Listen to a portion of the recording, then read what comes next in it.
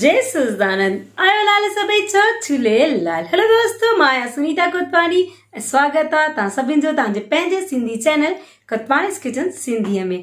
त अॼु असां ठाहींदासीं ॾाढी टेस्टी ऐं डिलीशियस सी रेसिपी। मगर रेसिपी स्टार्ट करण खां पहले जे अगर तव्हां अञा ताईं मुंहिंजे चैनल खे सब्सक्राइब कोन कयो अथव त प्लीज़ मुंहिंजे चैनल खे सब्सक्राइब कजो, वीडियो खे लाइक कजो ऐं पंहिंजे फ्रेंड्स एंड फैमिली सां गॾु शेयर कजो।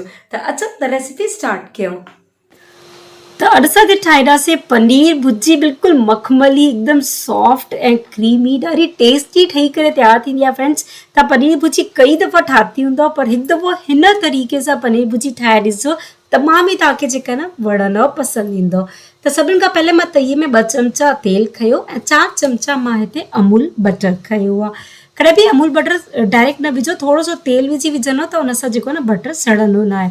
हाणे मां हिते 4 कारा मिर्च, 2 सावा फोटा ऐं 1 चमचो जीरो ऐं नंढो टुकड़ो दालचीनी खयो आहे। इहो हिन में जेको न मां मिक्स करे थोरो सो हिनखे असां भुनी वठंदासीं। ऐं उन खां पोइ हिते मां सन्हो कुतुर कयल जेको आहे न बसर खयो आहे। बिल्कुलु तव्हांखे बारीक बारीक बसर खे कटिणो अथव। 2 बसर खया आहिनि मां हिते ऐं उनखे बि हिन में मां मिक्स कयो ऐं बसर खे जेको आहे न असां थोरो हल्को सुनहरो थियण ते हिते सुठे सां भुनी वठंदासीं। जीअं ॾिसो बसर जो कलर थोरो सो चेंज थो थिए, उन स्टेज ताईं असांखे हिनखे भुनणो आहे। ऐं हिते मां 6 ॻड़ियूं थूम जी, 1 इंच अदरक जो टुकड़ो खयो आहे ऐं हिकिड़ो साओ मिर्च। हिनखे मां जेको आहे न हिमाम दस्ते में कुटे करे इन जी पेस्ट ठाहे वठंदमि।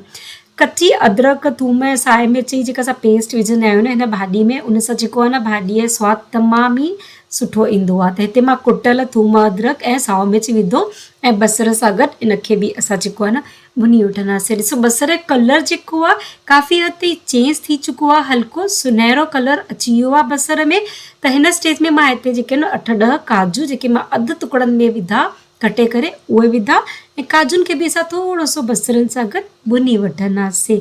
ऐं उन खां पोइ जेको आहे न मां विझंदमि हिन में कुझु असांजा मसाला, बेसिक घर जा मसाला विझां थी मां, ज़्यादा कुझु बि हिन में एक्स्ट्रा मसालो कान्हे। त अधु चमचो मां हिन में विझंदमि हैड ड्राई पाउडर। इन खां पोइ 1 चमचो मां काश्मीरी लाल मिर्च विधुमि, 1 चमचो धाणा, अधु चमचो जीरो जो पाउडर ऐं लूणु स्वाद अनुसार ऐं अधु चमचो खंडु। खंडु त ज़रूरु विझो, इन सां जेको आहे न पनीर भुर्जी में तमामु ई सुठो सवादु ईंदो आहे। सिम ते जेको आहे न सफ़ा स्लो फ्लेम ते मां सभिनि मसालनि खे बसरनि सां गॾु जेको आहे न सुठे सां पहले भुनी वरितो ऐं उन खां पोइ मां हिन में विझंदमि टमाटरनि जी पेस्ट। पर उन खां पहले मसालनि खे जेको आहे न तव्हां भुनो सुठे सां ऐं सिम ते सफ़ा, न त मसाला जेके न सड़ी वेंदा आहिनि। हिते 4 टमाटनि जी मां पेस्ट कई आहे ऐं हिनखे बि जेको आहे न हाणे असां सुठे सां हिते मिक्स करे भुनी वठंदासीं। सुठे सां तव्हांखे हिनखे मसाले खे भुनणो आहे जेसिताईं टमाटनि जो जेको आहे न पूरो पाणी सुकी नथो वञे ऐं पूरो जेको आहे न ऑयल सेपरेट नथो थी वञे। त हिनखे मां सिम ते जेको आहे न ढके करे 5-7 मिंट कुक करे वठंदमि। ऐं हिते मां 200 ग्राम पनीर खयो आहे जंहिंखे जेको आहे न कद्दूकस करे वठंदमि। मोटे साइड वारे कद्दूकस सां मां जेको आहे न हिनखे ग्रेट कयो आहे। ऐं हिते ॾिसो टमाटनि जी, बसरनि जो जेको आहे न पूरो तेल सेपरेट थी चुको आहे, पूरो ऑयल जेको आहे न साइड किनारा छॾे चुको आहे। ऐं हाणे हिते मां अधु कोप जेको आहे न पीज विधा आहिनि, फ्रोज़न मटर, ऐं उन्हनि खे बि जेको आहे न असां वधीक न जेको 1 मिंट थोरो सो भुनी वठंदासीं।